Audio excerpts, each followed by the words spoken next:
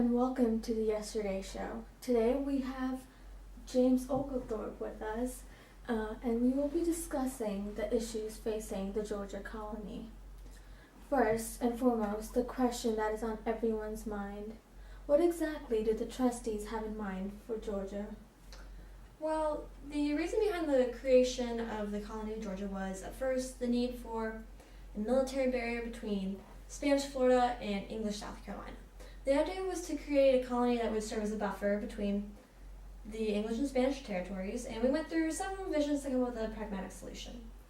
I didn't want the colony to just be another economic and military endeavor, so I wanted to be more of a philanthropic endeavor, one that would help the debtors, who were the deserving poor. These people are to protect South Carolina while producing goods, such as the luxurious wine and silk for England. This idea was what finally convinced the Privy Council to approve the plans.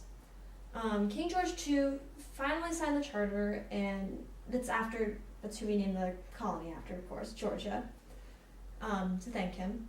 And we are very thankful for our generous donors, including the trustees, who have been able to help create a colony that will serve as an example for all future colonies. And I think that the colonists should not forget the generosity of the trustees and other noblemen who have contributed to our cause, without whom the colony would not be able to flourish. Well, here we have several emails from the settlers containing questions for you and the trustees. Shall we start? Yes, I am willing to answer whatever questions the settlers might ask. Okay, let's begin then. Here in this letter by Mr. Williams, he mentions that raising grapes from which to make wine was a promising endeavor, but over the years we have found it to be impractical to make good wine in the hot climate of Georgia. What do you suggest should we do? We came here in the hope of success and prosperity. Like the colony of South Carolina, we hope to prosper by growing rice and indigo on the fertile lands. But the trustees refuse to take our needs into consideration and stand as a hindrance on our path to prosperity. In another letter, Mr. Wesley from Savannah addresses the same issue as he asks, are the trustees ever going to change their stance against the plantation system and slavery? Why or why not? Well, we will not waver in our decision to prohibit the plantation system from poisoning our colony. The trustees and I made this decision keeping in mind the well-being of this colony and its people.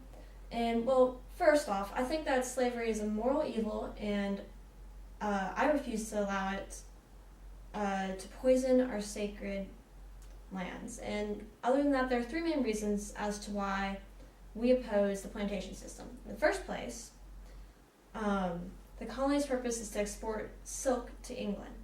Silk requires less land and fewer hands to cultivate. Plantations, on the other hand, can be used to plant crops like rice and sugar and indigo, and which might be a lot less expensive to raise. And secondly, the colony is for debtors and would therefore stand a small chance at competition against the large-scale agriculture and slaves of the landed aristocrats. The final most important reason is that the colony's most important purpose is to serve as a military barrier between Spanish Florida and British South Carolina. And plantations, they would spread the people out over the land rather than concentrating them in one settlement, as we've done with like Augusta and Ebenezer. And also, I believe that the introduction of slavery to this society would pose a danger of rebellion within the colony. The possibility of such issues within the plantation system can thwart everything that we've come here for and everything that we've dreamed of. According to our research here, your popularity among the colonists located near the city of Savannah seems to have deteriorated over the years. We received so many emails from colonists who are concerned about your lack of concern for economic well-being of the people in the city of Savannah. One of the recurring arguments made in these emails is that you, Mr. Oglethorpe, seem more anxious to build Frederica rather than Savannah. What do you have to say about these accusations?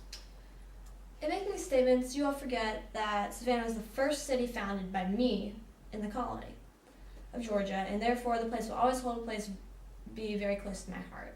And yes, I've devoted a lot of my time to Frederica, but it's for all of your protection and the protection of our neighbors in South Carolina, which I might add is the reason why we were sent here in the first place. Frederica is a large fortified town that for a time is one of the most important settlements among the British colonies. Its site at the bend of the Frederica River allows us to control the important inland passage leading up the Georgia coast. And I'm building a fort there, Fort Frederica, on the Frederica waterfront to protect both the town and the river from the Spanish.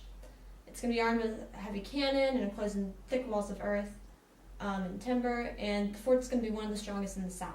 And I assure you that everyone that I've not forgotten are duty to the mother country, and neither should you.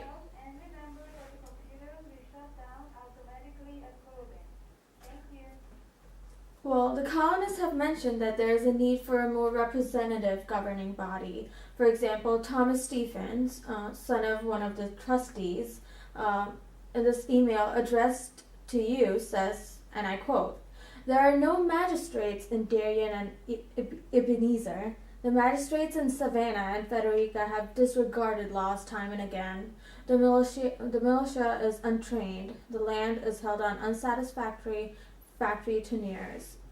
The list goes on. Here are some of the affidavits of the malcontents that the colonists claim support the charges and complaints coming from the parts of the colonies.